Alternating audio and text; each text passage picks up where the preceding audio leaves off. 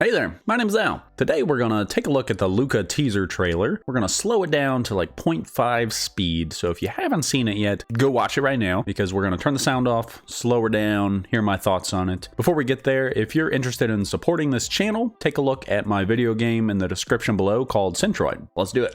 So this is Luca. Look at that quaint little town. Gorgeous on the hillside. So this is set in Italy. I love seeing all these little secondary characters, even tertiary characters that you'll probably never see again. Some of them you will. So full disclosure, I've seen the Luca teaser many times, this one, but I haven't listened to anybody else's commentary, so these are just my thoughts. So take it or leave it. All right, there's so much going on in this scene. You got people going about their business, buying, selling food.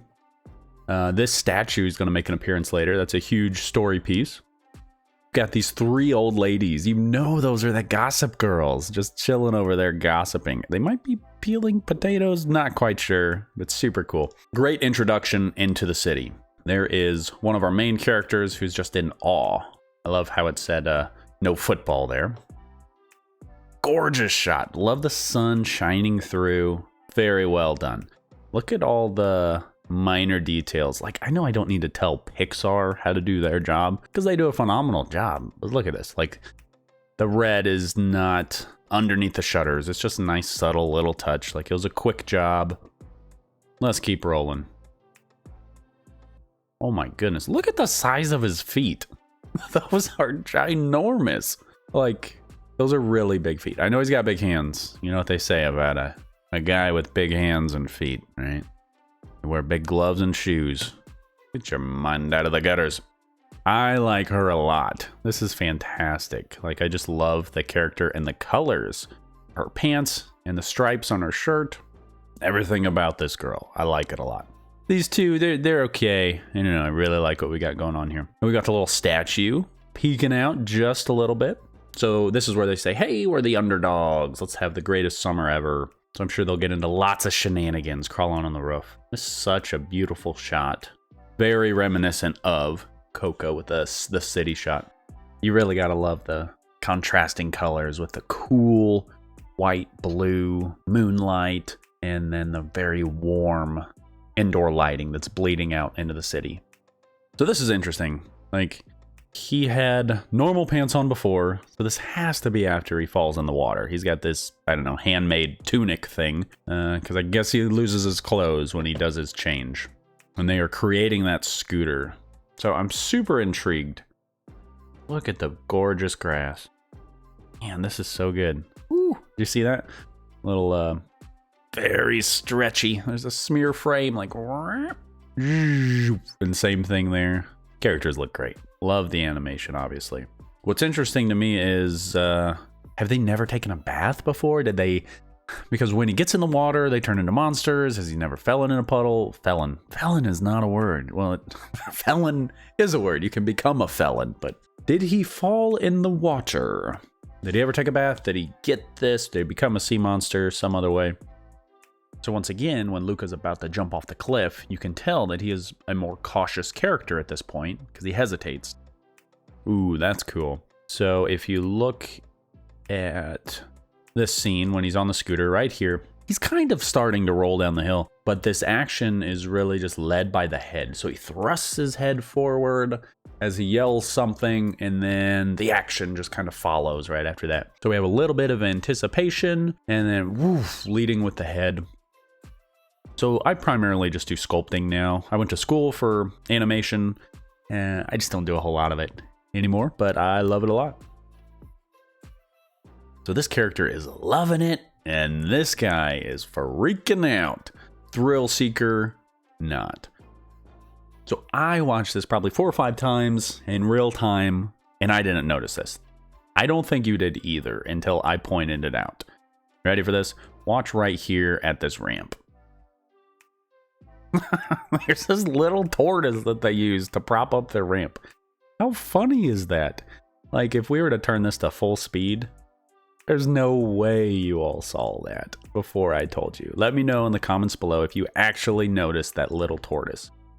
You see, your eyes are focused on the character, and our eyes are going up because they're going up. There's no way. No way. Okay, got a problem with this. I know it's just kind of trickery. Like, the trajectory really looks like they're going to hit that rock. Maybe it's the angle. They should have hit the rock. Or at least be very close to a rock. There ain't no rocks here. Where's that rock y'all were about to hit, huh? Tell me that, Pixar. And here is the change, the reveal of the sea monsters. So I am super stoked about this movie. This looks really good. Watched this a couple times. So my guess is these are not just fishermen. I think, and we'll talk about it a little bit later, there's other things that point to this too, that sea monsters are alive and active, and people are out hunting them, fishing for them. This guy kind of looks like, I don't know, some greasy mafia type, right? He looks like a fisherman, maybe. This guy, not so much. It's like he's searching for something, has some nefarious activities going on. And we have these murals, or whatever in the world you would call these things. Different depictions of the sea monsters, you know, throughout history. It appears that way. Statue's been around for a while, maybe. But I love this, like this jade color, this green and the orange. Oh, it looks so good. These women are fantastic. I don't know if these were two of the three Gossip Girls we saw at the beginning, but contrasting shapes, right? Taller and thinner, shorter and fatter. One thing that I notice is that their hair matches whatever these gill fin things are. Like, his hair is shaped like this, and then, you know, he has the same kind of shape of the little frilly things. Little cabbage head. It's a beautiful looking movie. Here we're gonna see a bit more of the story. Oh, this is so good. This is so great.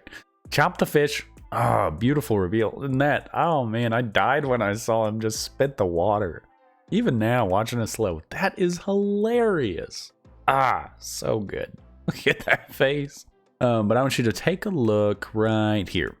So if we pause it, we can see lots of different things. Nice little setting. Look at the tomatoes in the window. But take a look at this map. Map of Italy. Interesting.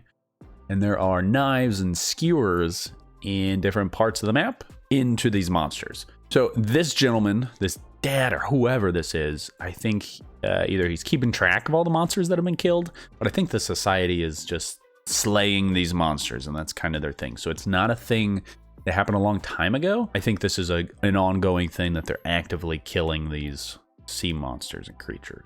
Nice camera shake there. Oh gosh, this part, I died when I saw this, even more than the other one. Look at his mustache. Look at this little cat's mustache. It is fantastic. Brilliant. These subtle little touches. So thanks for just going along with me. This was primarily for me, but maybe you found some enjoyment out of this. If you did, let me know in the comments below. I'd love to do this a little bit more often, change things up a bit, and I can get my thoughts out there about this movie. So if you feel that I have earned it, hit that subscribe button. I'll see you next time.